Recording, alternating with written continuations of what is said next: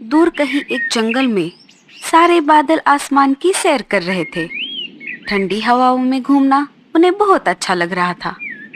तभी उनमें से एक बादल बोला, अरे भाइयों, बहुत देर हो गई, हमने तो भोजन ही नहीं किया। हाँ भाई, मुझे भी बहुत भूख लगी है। चलो, हम कुछ खा कर आते हैं। पर साथियों, हमारा एक बादल दोस्त अभी तक नहीं आया। उसे छोड़कर हम ऐसे कैसे अकेले खाना खा सकते हैं? हाँ भाई, तुम सही कह रहे हो। हम उसके आने का इंतजार करते हैं। सारे बादल बाहर गए हुए बादल का इंतजार करते हैं। बहुत देर हो गई, लेकिन वो अभी तक नहीं आया। मेरे पास एक सुझाव है। क्यों ना हम भोजन करके आते समय उसके लिए कुछ ना कुछ लेकर आए। हमारा समय भी बचेगा और उसके खाने का इंतजाम भी होगा। हाँ, ये सही रहेगा। चलो, हम चलते हैं।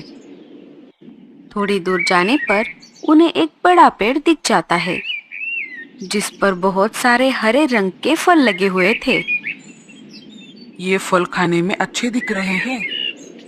चलो, इसे ही खाते हैं। सारे बादल पेड़ के पास जाते हैं। उसमें से एक बादल ने फल को तोड़कर खा लिया। अरे छी छी, ये फल तो बहुत ही कड़वा है। हम इसे नहीं खा सकते। अरे दोस्त, इसके फल कड़वे क्यों ना हो, फिर भी हमारे पास इन्हें खाने के सिवाय और कोई दूसरा उपाय भी नहीं है। हमें हमारी भूख मिटाकर बारिश भी तो करनी है। अगर हम और जगह पर घूमते रहे तो हमारा समय बर्बाद हो जाएगा। तुम सही कह रहे हो। हाँ भाई, तुम सही कह रहे हो। चलो, हम इन फलों को ही खा लेते हैं। सारे उस कड़वे फलों को खा लेते हैं और उनके साथ साथ कुछ फलों को ले लेते हैं। बादल वापस लौट रहे थे।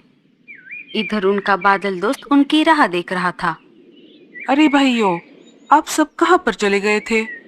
और ये क्या है तुम्हारे हाथों में? बड़ा बादल उन फलों को देख लेता है और डर जाता है। अरे भाइयों, ये फल तुम्हें कहाँ पर मिले? क्या तुमने इन्हें खा तो नहीं लिया? सारे बड़े बादल की ओर देखने लगे। हाँ, हमने पेट भर इन फलों को खाया है और आते समय तुम्हारे लिए भी कुछ लेकर आए हैं। अरे, ये आप सबने क्या कर लिया? ये फल जहरीले हैं। इन्हें खाना हमारे लिए अच्छी बात नहीं है। तुम्हारे पेट में जो बारिश का पानी है, अब वो जहरीला बन चुका है। अरे बड़े भैया, अब हम क्या करें? क्या अब कुछ नहीं हो सकता? हाँ साथियों, अब कुछ नहीं हो सकता। अब हम बारिश नहीं कर सकते। बड़े बादल के ऐसा कहते ही सारे बादल नाराज हो जाते हैं।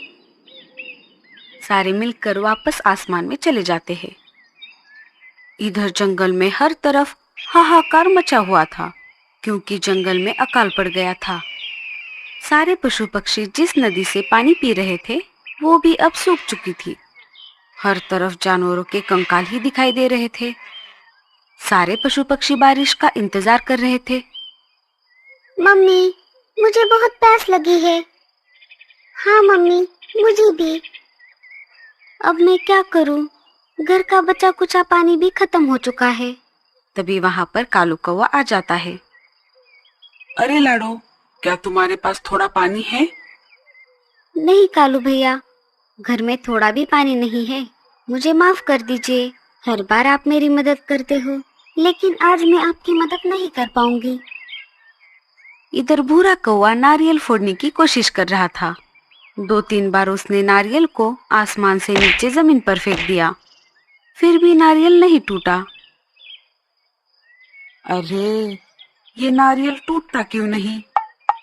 एक काम करता हूँ, इसे एक बड़े पत्थर पर फेंकता हूँ। जब भूरे कौवे ने उस नारियल को बड़े पत्थर पर फेंक दिया, तब उस पत्थर से चिंगारी निकलकर घास फूस पर जा गिरी और वैसे ही उसे आग लग गई। ये देखकर भूरा कौवा वहां से भाग गया। आग, आग, आओ, आओ, आग, आग। कालू भैया, क्यों ना हम बादल भैया से बारिश करने को कहे? हर साल तो वो समय पर बारिश कर देते हैं।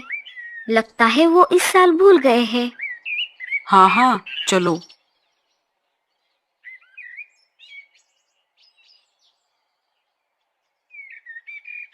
मीनू मौसी उनके पीछे पीछे जा रही थी। दोनों बड़े पर्वत पर आ जाते हैं, जहाँ पर बड़ा सायरन लगाया गया था। इमरजेंसी के समय उसे बजाकर पक्षी बादल को बुला सके, इस वजह से बड़े पर्वत पर एक सायरन लगाया गया था। कालू भैया, आप ही पुकारो। कालू उस बड़े सायरन को बजाने लगता है।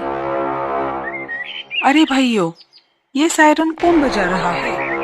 लगता है कोई मुसीबत आ गई है जंगल में। हाँ, तुम यहीं पर रुको, मैं जाकर देख कर आता हूँ।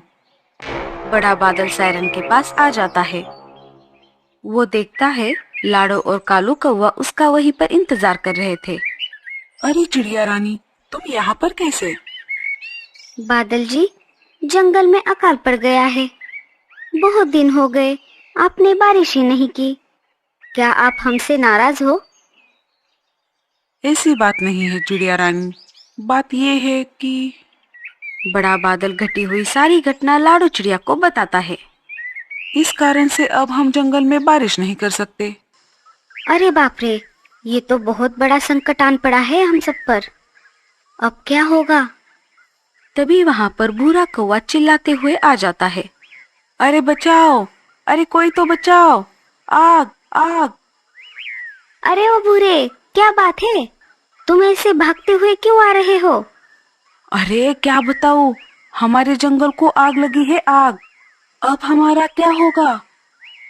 भूरे की ये बात सुनकर सब चिंतित हो जाते हैं। बादल जी, अब तो आपको जंगल को बचाने के लिए बारिश करनी ही होगी। हाँ, मुझे भी ऐसा ही लगता है। बादल बाकी के सारे बादलों को बारिश करने के लिए कहता है। सब मिलकर तेज बारिश शुरू कर देते हैं। कुछ समय बाद जंगल की आग बुझ जाती है। बादल लाडो के पास वापस आ जाता है। अरे चिड़िया रानी, मजबूरी में हमने बारिश तो कर दी है, लेकिन मेरा तुमसे एक निवेदन है कि तुम सारे पशु पक्षियों को सतर्क कर दो कि वो सब इस जहरीली बारिश का पानी ना पिए। सारे जंगल में ये बात फैल जाती है कि नदी का पानी जहरीला हो गया है। जिन पंछियों को पता था उन्होंने तो जहरीले पानी को नहीं पिया, लेकिन जिन पंछियों को नहीं पता था वो उसको पीकर मरने लगे। अरे कालू भैया, हम बिना पानी के ज्यादा दिनों तक जीवित नहीं रह सकते। हमें कुछ न कुछ तो उपाय करना होगा। दोनों सोच ही रहे थे कि तभी उन्हें जमीन पर मीनू मौसी की आवाज आने लगी। अरे मूर्ख, तू मुझे काटेगा? मुझे? तेरी हिम्मत कैसे हुई मुझे काटने की? मुझे जाने दो, ऐसी गलती मैं फिर कभी नहीं करूँगा। तुझे जाने तो दूंगी, पर तुझे मेरे शरीर का सारा जहर वापस पीना होगा, वरना मेरे मरने से पहले तुझे नोच नोच कर मार डालूंगी, समझ लेना। हाँ हाँ, मैं अभी मेरा जहर वापस लेता हूँ, पर मुझे मत मारो। ऐसा कहकर नागराज ने मीनू मौसी के शरीर से सारा जहर वापस खींचकर पी लिया। तभी कालू कौवा और लाडो चिड़िया वहाँ पर आ जाते हैं। अरे, ये तो चमत्कार है। इस सांप ने तो पूरा जहर वापस पी लिया। ये तुमने कैसे किया? क्या तुम जहर वापस पी सकते हो? हाँ, हम ऐसा कर सकते हैं। हमारा जीवन जहर पर ही निर्भर रहता है। क्या तुम पानी के अंदर का भी जहर पी सकते हो? हाँ, पी सकता हूँ, लेकिन सिर्फ थोड़े पानी का। क्या तुम नदी में मिले हुए जहर को पी सकते हो? हाँ, पी सकता हूँ, पर मुझसे ज्यादा हमारे राजा नागराज सबसे ज्यादा जहर पीने की क्षमता रखते हैं। वो कहाँ पर मिलेंगे? वो उत्तर की गुफा में है।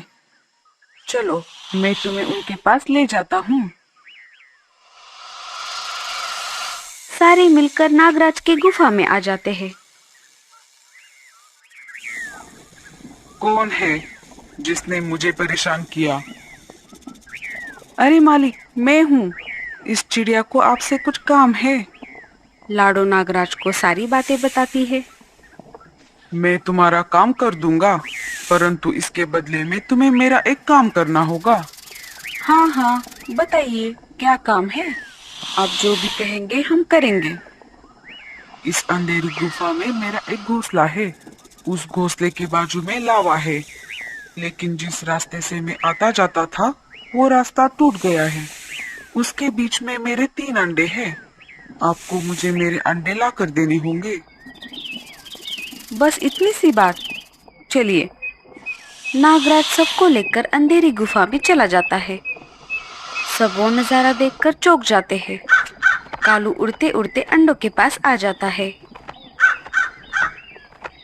अरे, ये काम तो बहुत आसान है। अब देखो कैसे फटाफट मैं इन अंडों को उधर लेकर जाता हूँ। ऐसा सोचकर कालू ने उस अंडे को उठाने की कोशिश की, लेकिन अंडे बड़े थे, इस वजह से उसे उनको उठाने में तकलीफ हो रही थी। अरे बाप रे, जैसे मैंने सोचा था ये तो उल्टा ही हो रहा है। अगर बीच रास्ते में ये अंडे कहीं पर नीचे गिर गए तो ये नागराज मुझे कच्चा ही निगल जाएगा। कालू ने अपना मन बनाकर जोर लगाते हुए अंडों को उठाया और चल पड़ा दूसरी तरफ।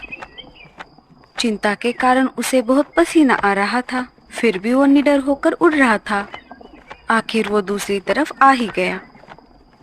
जैसे तैसे करके कालू कौवे ने सारे अंडे दूसरी तरफ लाकर रख दिए। सबने मिलकर कालू कौवे की बहुत तारीफ की। नागराज खुश हो गया। खुश होकर नदी का सारा जहर पी लिया और सारे पशु पक्षियों के जीवन में फिर से खुशहाली भर दी। तो दोस्तों, कैसी लगी आपको हमारी ये कहानी? हमें कमेंट्स में जरूर बताना और स्टोरी अच्छी लगे तो लाइक और शेयर जरूर कर देना।